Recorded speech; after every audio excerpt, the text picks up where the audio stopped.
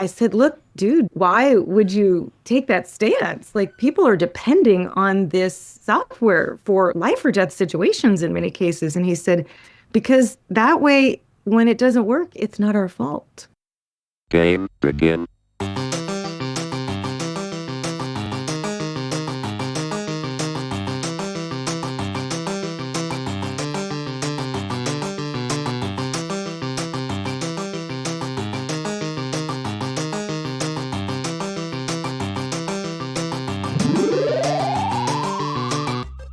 You're listening to the first episode of Technocracy for Dummies.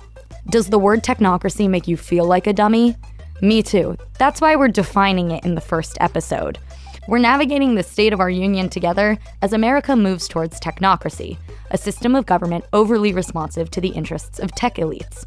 With guests spanning the fields of technology, politics, humanities, and media, Technocracy for Dummies is an experiment in optimistic thinking and how we could be active, positive participants in our kind of dire future.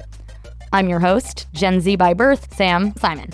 Our first ever guest on the show is Jennifer Pahlka, former Deputy Chief Technology Officer of the United States and one of the founders of the United States Digital Services, which you now may know by the name Doge.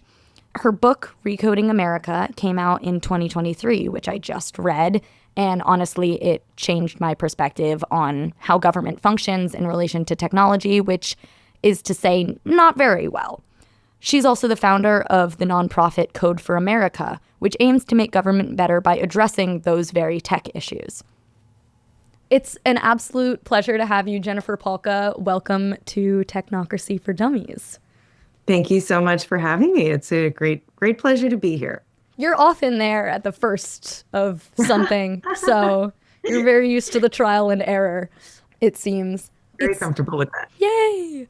So after reading your book, Recoding America, it seems to me that one of the most important things to understand is that the government's relationship to technology is not intimate. I think that your observation that it's not intimate is actually a good one, because I think that's like part of the problem that government is sort of obsessed with process and procedure. Like the contracting world is very comfortable for government, but the decisions and the sort of skill sets that are needed to do technology well isn't. And so intimate implies there's this big distance between the decision makers, the people who are responsible for the outputs, and the actual technology itself. I formerly thought that there was more thorough integration in how government uses it as a tool.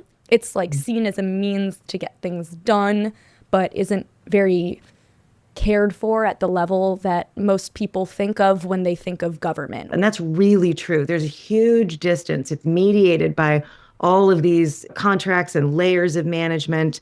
So that if you're like trying to run an agency, you're trying to make sure that veterans are getting their benefits, for instance, the person actually responsible for the veterans getting their benefits has often very little to do with the technology, even though that really is determinative of people get it or not. And I was wondering if you could, just as a way to sort of illustrate that relationship, if you would talk about your concrete boat metaphor. There's a story in my book about me meeting with a guy who was a senior leader at the Department of Veterans Affairs. And there was a project that was really off the rails, over budget and taking a really long time. I was working for the White House at the time, and we'd brought in a team to help get it back on track. And we were meeting with this guy. It was the very first day of the meeting. And we kept asking him questions about this particular project. Well, why did you build it this way? And he kept saying, oh, that's a decision for someone else, or we don't know, someone else determined that. I don't know, that came out of every question he deferred to somebody else. And I finally pushed him on it. And I said, you're a senior person in technology in this major agency. Why is everything I'm asking you someone else's job or someone else's decision? And he said, look, I've spent my career teaching my people not to have an opinion on the business requirements. If they ask us to build a concrete boat, we'll build a concrete boat. And what he's saying is there's a whole sea of people with various compliance frameworks and processes and paperwork, and they all get to determine what this software that veterans are going to use actually does. We, as the people who are supposed to write the software, don't have a view in it. And I said, look, dude, why would you take that stance? Like, people are depending on this software for life or death situations in many cases. And he said, because that way, when it doesn't work, it's not our fault, which was a really low moment for me. But I do think a lot of people take much, much more responsibility than that guy did. But it does speak to just like technology exists within a system in government. And that system is pretty broken. I think the people, by and large, are great. The system really needs us to take a big, big, long look at it and say, there is something wrong here. We got to fix this. Who is the someone else that he's deferring to in these situations? Because it seems like in this case, the technologists are seen as the lowest level. Implementation is seen as the lowest level, even though it's explicitly how government gets done when it comes to accessing the people. Yeah, but I have this idea called the cascade of rigidity, which is basically Congress passes a law. Let's say we're going to give veterans benefits, right? And then it gets handed off to an agency to write regulations that sort of interpret that law and say how we're going to implement it. And that gets handed off to other people to write further guidance and gets handed off to build a system to do this. So we'll develop these requirements that we think that the regulations speak to, and then those requirements get turned into contracts, and those contracts get handed off to contractors, and they get handed off to project managers. All the way at the bottom, you've got people actually writing the code. And it's really not a stakeholder, it's the set of stakeholders who can all sort of point to someone else, right? Dan Davies wrote a book called The Unaccountability Machine. It's a machine designed for no one to be accountable. That's part of the problem. But what happens is that instead of saying, okay, we're supposed to give veterans benefits, what's the best way to do it? What's the best system to build to make sure they get it? You're working with these very specific requirements that somebody has written to be as thorough as they possibly can be. And that's how you get these big, big contracts to big government vendors and contractors that are all about these literally thousands of little things they're supposed to do. Several contracts I've looked at have had like more than 7,000 requirements.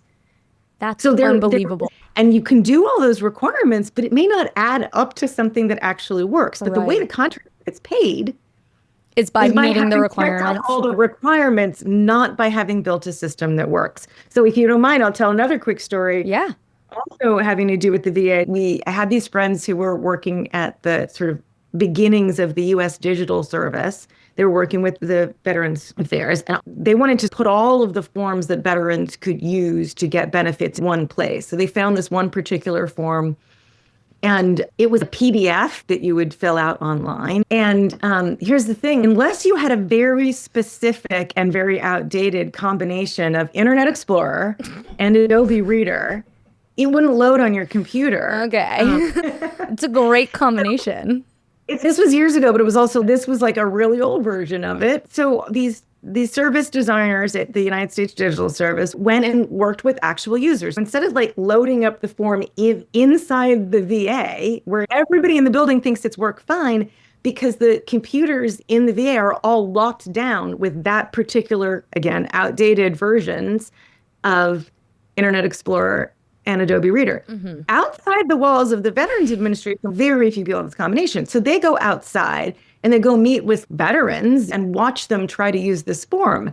And it just doesn't work. They meet this particularly charming veteran named Dominic, and they tell his story of how many times he's tried to fill in this form, but he just gets these error messages. In theory, you could figure out how to download the newer version of IE and then try it again. But a lot of these veterans who are applying for these benefits, including Dominic, are doing this on a library computer. They can't go download new software. Right. So they're just boxed out from using the form. He would call up the helpline, and the helpline would tell him that he was essentially crazy. He was like, I feel like I just got told to go F myself. Wow. Because they say, there's nothing wrong with our form. There's something wrong with you that you can't use it. He's being gaslighted. Yeah, exactly. They did end up getting this all fixed, which is great. But like, how does that come about?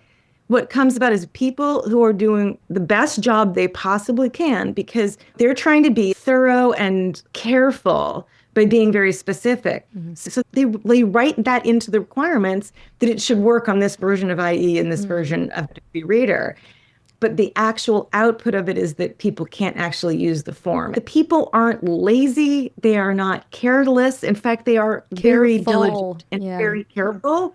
But the systems is setting them up to create forms that do not work for people. And that really has a just terrible impact on how we are treating our veterans and how people feel about government. Absolutely. So since this is the first episode of Technocracy for Dummies, I wonder if you would help me define technocracy, because I think the term has changed recently. And you used the word technocrat or technocratic in your book to describe the way that mostly left-leaning officials were using specialized or scientific knowledge to create policy that, exactly as you explained just now, for all its specificity, does more harm than good. And I've understood it as a government that is run or influenced by tech elites, like experts or powerful members of the STEM fields. And I was wondering, how do these definitions work together to describe what you've seen in government in the past that has led us to what we're seeing in government now?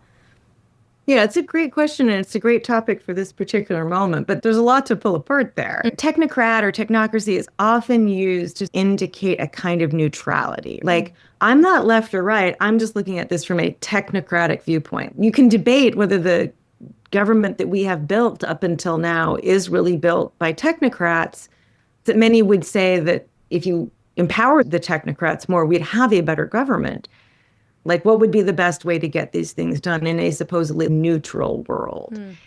And I think it's a little hard because any solution proposed by a technocrat really does actually carry a bunch of different assumptions and values with it. There are real viewpoints built into this. For example, is that cascade of rigidity that involves these very specific requirements that result in interfaces that just don't work? Is that technocracy? Because the solution to that is actually to step back and say, wait a minute, we need a viewpoint here. The viewpoint that's missing isn't of the experts, actually. It's of Dominic the veteran. When Dominic's viewpoint is, quote unquote, centered, when you put that forth and say, look, at the end of the day, a veteran cannot use this form, right? The technocracy has missed that. Then we have a problem.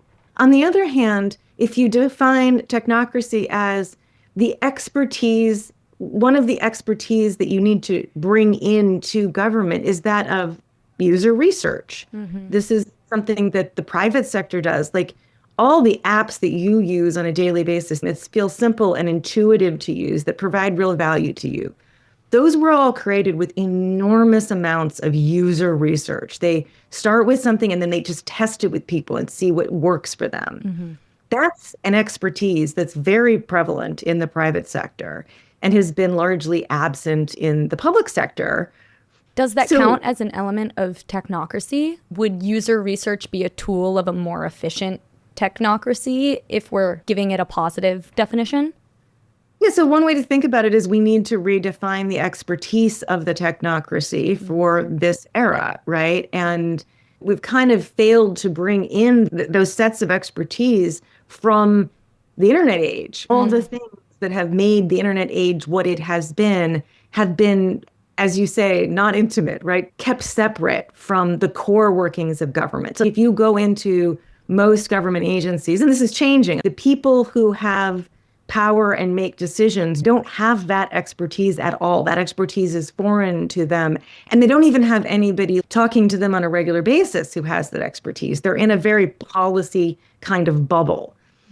So yes, you could say that what we've been trying to do over the past, say, 15 years is bring the technocratic expertise of the internet age into government to improve the way it works.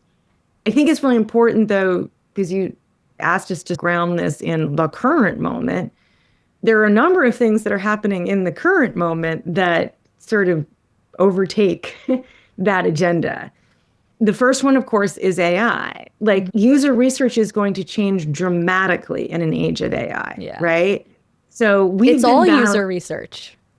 Yes, that's true. It's all trained on user research. It is fundamentally, yes, trained on outputs rather than somebody sitting at a keyboard saying, computer do this, computer do that. But also think about a world in which instead of a website called healthcare.gov that is supposed to help people sign up for healthcare, there's a dynamic interface that figures out who you are and then gives you the interface that you need at that moment. That's a completely different world in which the expertise that's needed is a little bit different. So what I worry about is that, well, I still want to fight to bring in the implementation expertise and the knowledge and conversance with the internet era and like the digital world into government. I don't want to fight the last battle when the battlefield just changed. Right. Are you worried that we're going to bypass bringing in technologists, that expertise, the human expertise that you're talking about, and we're just going to bypass that completely with AI being integrated into the government? I'm not worried that we shouldn't adopt AI in government. I think we should. I think we need to be careful about it for sure. I am, of course, worried about how we do it, but I'm also as worried about the reasons why we won't do it at all, because there are some barriers to bringing in new technology into government. I think that the thing we were ultimately trying to bring in during the internet era, again, was this user-centered perspective. Like, sure, love your 7,000 page plan, but like at the end of the day, can people use this? And how do they feel when they use it? Not just can they technically get through it, but do they feel insulted? Do they feel like their time has been wasted? Can we look at this from the perspective of the person trying to interact with government instead of just seeing it through the eyes of the government itself? That's still going to be needed in AI. Like, that's still a core perspective. If you worked at Amazon, for instance, your systems are deeply, deeply instrumented. You can see it in the data. If someone puts something in a cart but doesn't buy it, or if you're watching somebody fill out a form and they get to a certain question and then they stop, and a lot of people stop at that question, there's something wrong with that question, right? And you don't need to do a survey to ask that. You see it in the data because your websites are instrumented. Government technology often didn't build in that instrumentation, and so it didn't know when people would have problems. And it didn't have ways of getting feedback from the call centers and saying, like, X percentage of our calls are about this thing. Maybe if we reworded that question on the form, more people would understand it. Right. If you are continuously seeing how people are using your software from multiple data sources and improving it, that's how you get the software that we like to use today. If you just put up a form and then it's done, which is how government did it, and you wait then for like another allocation of money to come to actually update it, which may be years. And another 7,000 requirements. It just sits. I call it rots. It just rots because you're not improving it. You're not patching it. You're not fixing it, right? We needed that in the internet era, and we need it even more in the AI era, but it is even less static than software from the previous era. But like all of this is very hard to do because the software piece of government is really part of a larger system that I call the operating model. And it's very hard to move how government creates and deploys software without moving the other parts of the operating system. What are those other parts? So I think of them as four things. Do you have the right people? Like, do your civil service systems attract and retain and promote the right people? Are they focused on the right things? So are they drowning in procedural bloat? Like, do they push paper essentially? Or is their work fundamentally getting towards an outcome that people care about? The third thing is what we've just been talking about, purpose-built systems that do what we want them to do. That's the technology. And then the fourth is, are we operating in test and learn frameworks, or are we setting it and forgetting it and saying, well, this is our best guess? So we really need to think about not just like government technology moving, but government itself, the whole operating of system, moving from what's essentially still an industrial era operating system, operating model that we've tacked a couple of like modern era things onto, but at its core, it's still from the industrial era, and this inability to test and learn. Those things are important in a lot of ways. And now we need to get government out of the industrial era and into the internet era. Now we have to think about how to leapfrog government into the internet era and the AI era. It seems like one of the issues with moving things into the internet era and into the AI era is the way that government is so diffuse. Like all of these, as you were describing, all of these different pieces aren't necessarily communicating with one another. I read your Substack about Marie Kondoing the government and using AI as a way to do that. And I was wondering about your thoughts on, would AI be able to provide that system? Because say you open up a government page and you start to type in your information and there's autofill. Like, what's the difference between government data having this sort of autofill setup where it's like, okay, let's just all be real about what you know about me, and let's just be real, versus having these large language models that have already figured out what it is that this citizen needs based on the data that it's found on you or the specific website that you're on? So there's a lot in that question. Let me start with one of the blog posts that you mentioned, which is on eatingpolicy.com, my Substack. I think people really miss the use of AI for what I call regulatory and procedural simplification. Sorry for a bunch of big words, but let me explain what I mean. So I worked on the California unemployment insurance crisis during the first summer of the pandemic. You've got what turns out to be 1.3 million people in California who have applied for their benefits and haven't gotten them. We didn't know that number when we started. We got to that number. It was really hard to find out. And everyone is just losing their mind because you've got people who are calling their representatives' offices and saying, I'm on my last packet of ramen. What am I supposed to do? I need this money. I don't have any work.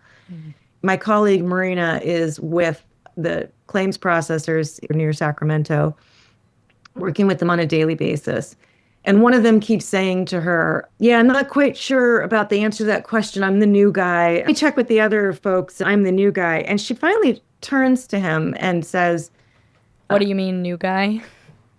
How long have you been here? And he says, oh, I've only been here 17 years. The folks who really understand how to process a claim have been here 25 years or more. That's it. Let me just break it down for you. Unemployment insurance is supposed to say that you get a certain amount of money for a certain number of weeks under certain circumstances when you lose your job. That's it.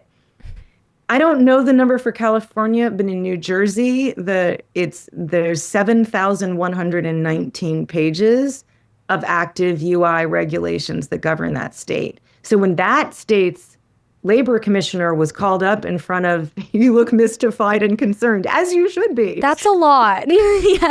Sorry, the listeners can't see your face, but it's betraying quite a concern. When the labor commissioner in New Jersey was called up and being yelled at by the legislature there, saying, why do we have a backlog? He just brought those boxes and labeled them 7,119 pages. He said, it's impossible to run a system that scales up and down, that's not so fragile, right? When you have this incredible volume of regulation governing every tiny little thing. So we would have a much more scalable, robust, effective, and frankly, a lot cheaper to administer system if we just went through and reduced those regulations. Now, why do we have them? Because we've had them. Yeah, well, UI comes from the Social Security Act of, I think it's 1935, so it's 90 years old. So for 90 years, what happened? Recent. It's younger than our country. Our country has now 250 years of what I'll call policy debt, like policy accumulation. Oof. But the problem is every year people add rules, no one ever subtract them. And when I say people, I mean mostly legislators in the states, Congress can add them. The Department of Labor can add them. The courts can essentially add them through case law, when someone's sued, right? So there's all these sources of the accumulation of those 7,119 pages, but nobody ever goes back and says, let's clean this up. Right. And that's the point of the article, is that imagine you're a staffer to a legislator in New Jersey, and they're like, actually, we should clean this up because that's what will help people get their unemployment insurance benefits quicker. How the hell are you going to go through 7,119 pages? Mm-hmm. This is all deeply interconnected stuff that points out to other stuff. It's all this like spider web. The way laws and regs are written, they refer to other things all the time. And so figuring out how to get down to something that would be, let's just call it even 1,000, though I think you could get to a couple hundred pages that describe this and how states ought to administer it, or how the Department of Labor ought to administer it. You almost couldn't do that without AI. And it certainly helps to have something like ChatGPT or Claude, but in this case, in the article, I'm talking about a custom LLM that Stanford University built that is designed to, take in that large amount of information, and is designed to be very attuned to legal language instead of normal human language where the specificity really matters.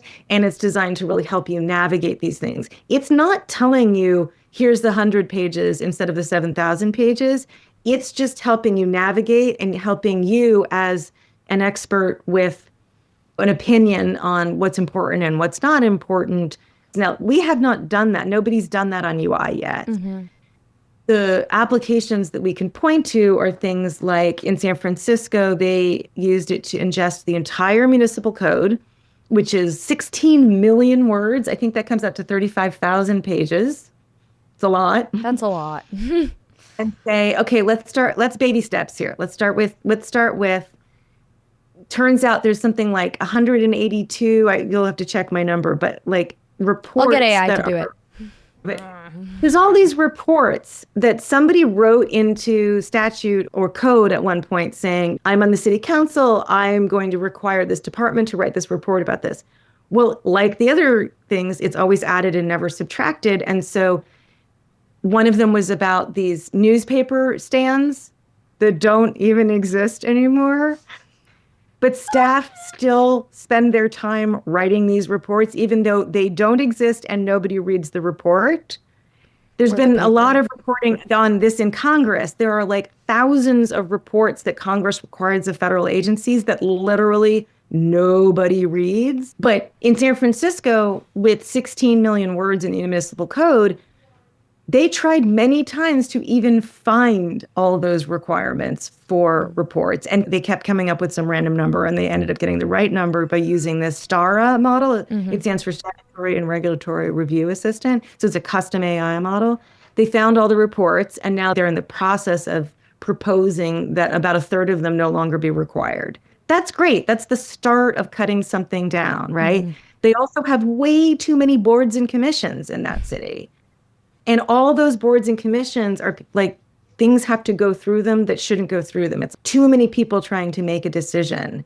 San Francisco's famous over the past couple of years because they were trying to build a toilet in Noe Valley, like a little public toilet. Yes, and it was $1.7 million. One part of that is it has to be reviewed by all these different boards and commissions. So they could not figure out how many boards and commissions they had. And finally, the tool was able to do all of that work for them and say, here's where they all are. The AI is doing that work. What humans are doing is saying, this board and commission can be combined with this other one. This one can go. And they're coming down to like at least a somewhat more reasonable number that will make the city just be able to get stuff done faster. And that's a really important use of AI that people don't talk about. People mostly think about it in sort of service delivery or decision making, but like understanding the mess of regulatory and policy clutter that's accumulated over the years is probably like one of the most important uses of it. Yeah, absolutely. That actually gives me a little more faith in possible uses for AI. That seems huge. I have a very important question for you. Are you sick of talking about Elon Musk? Yeah, but I do it to myself all the time because I am living for the summer in a very rural part of California, and I'm dependent on Starlink. So I invoke his name, but I'm also grateful Curse that I you. can actually live here and do work because I wouldn't have been able to do it before Starlink. So that there encapsulates my rather complicated feelings about Elon Musk. Well, and I'm sure your feelings are like extremely complicated because you've mentioned before that people thought you should be the head of Doge. Like the USDS is one of your many babies in a way.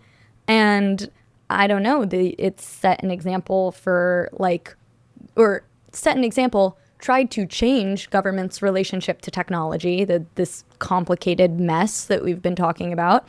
And how is Doge following in the footsteps of the USDS? Because it's sort of taken on its incentives, it's taken on the USDS's goals as a means to get into the government and then just thrown a lot of that out the window. Yes, context for listeners, the USDS was renamed the US Doge service in the beginning of the Trump administration, which was a pretty complicated thing for me. I had really high hopes, actually. And I feel like there was a world in which we got the Elon that built Tesla and built Starlink, who really took very seriously exactly what I just talked about, right? Like one of the reasons his companies have been successful is that he challenges conventional thinking about things like requirements and whether an X step is needed. And also, we don't talk about this enough, he insources a lot of work.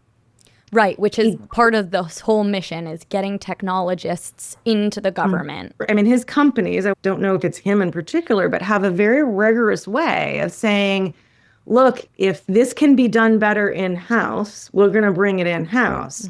Whereas government's default is it's always, we're going to go through this extremely complicated, very long, and somewhat deadly contracting process. So that Elon Musk, who brought these sort of disruptive, iconoclastic ways of working, it could have actually made a really big impact on our federal government. More government efficiency. We didn't get that Elon. I don't know what Elon we got, but we got some other Elon. Neurotic at best. Something was going on there. Ketamine.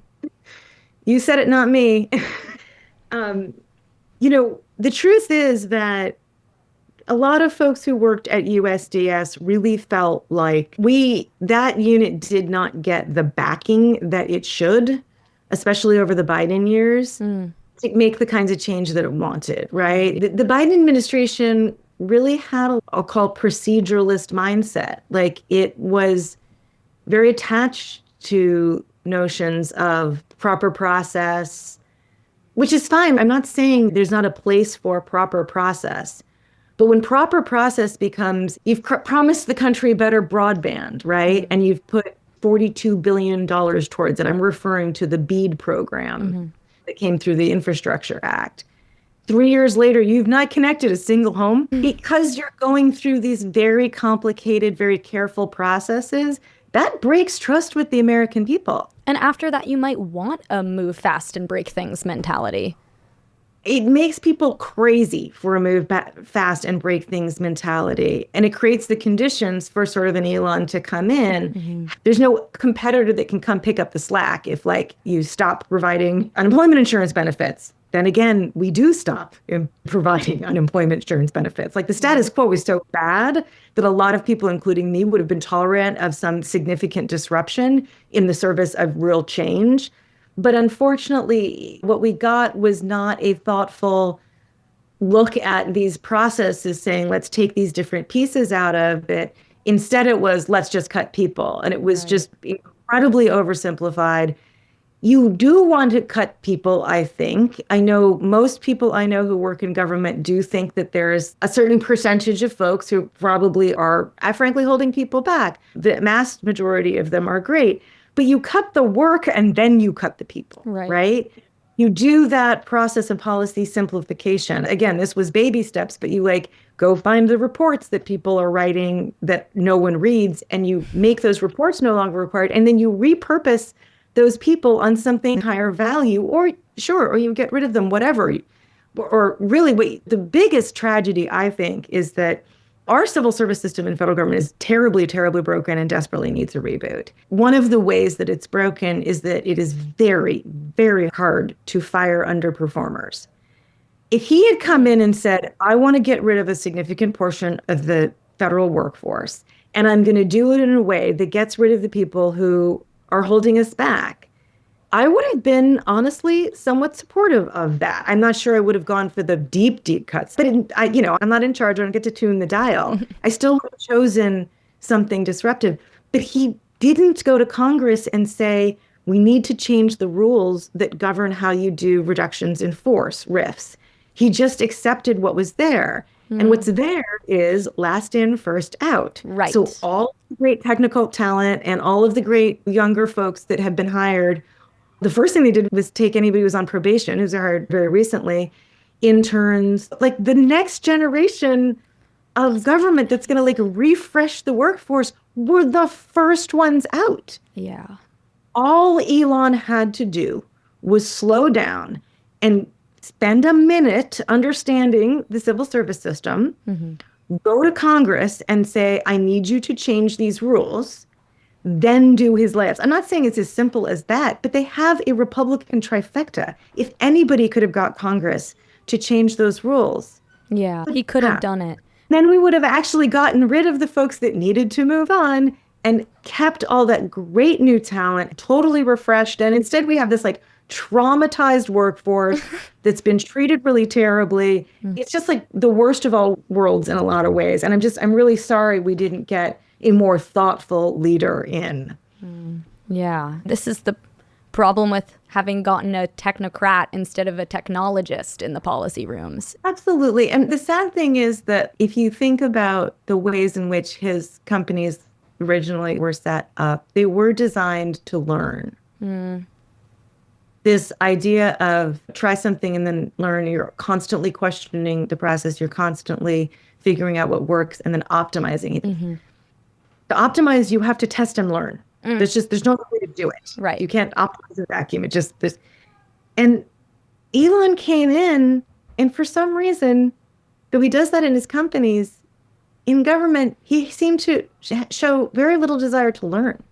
He had one idea, let's cut staff. And then he disappeared. But there were tons of people who actually were learning. And he cut all of the learners. And some of the story has been told and a lot of it hasn't. But there's a guy who was at the VA who got fired for saying, actually, the VA does a lot of really good stuff. I think he's totally right. And these Doge people actually learned that the VA had a lot of value and was doing things quite well. I know of people who've come in under Trump and talked about, oh, now I understand this civil service system problem, and we need to fix it. And he had people around him who were learning, but he didn't listen to them. And I think that's an absolute tragedy for our country.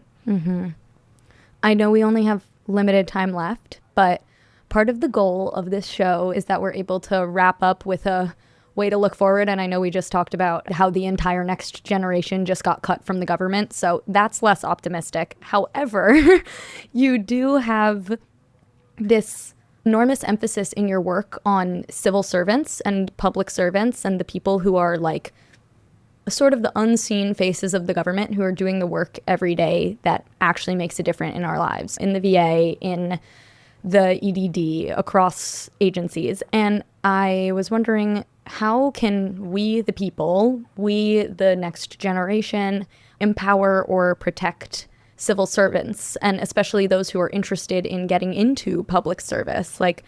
Especially as our government gets more machine focused, where does empathy fit? This is a great question. And I would like to start my answer by saying that though we have seen a lot of people cut, there are still enormous opportunities, even in federal government, but also with states and cities, for young people to go into government.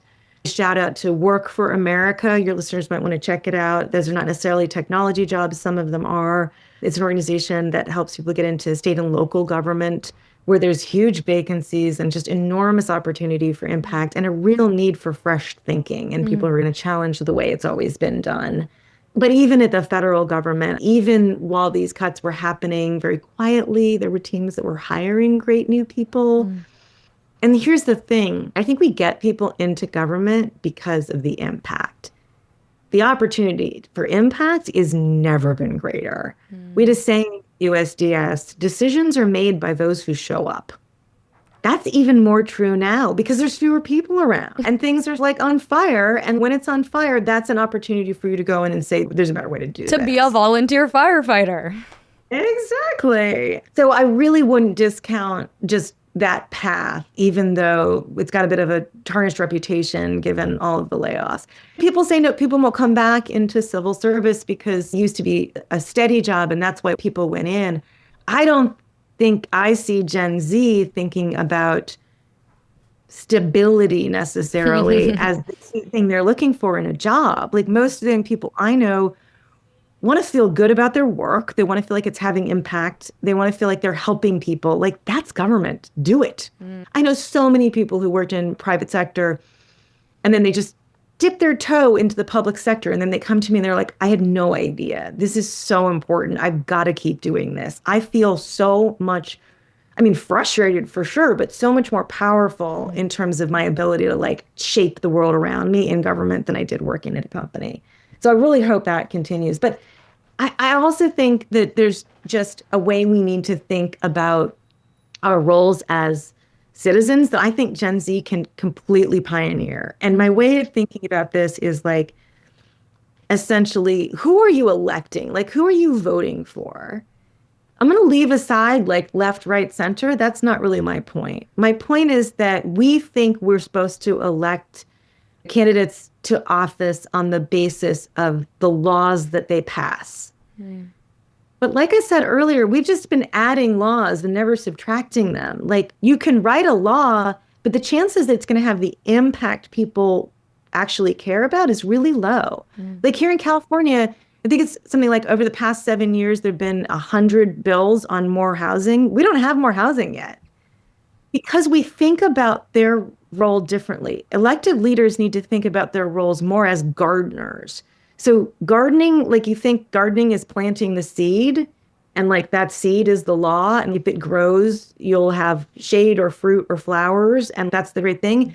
Gardening is 99.9% weeding. Exactly. Making sure there's enough water, like getting the pH balance right. It's all this caretaking.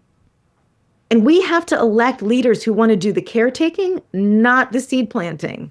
They're not growing in the soil because we haven't taken care of the soil. If you hold your elected leaders and the people who are asking for your dollar or your vote, particularly your vote, accountable to being good gardeners, right?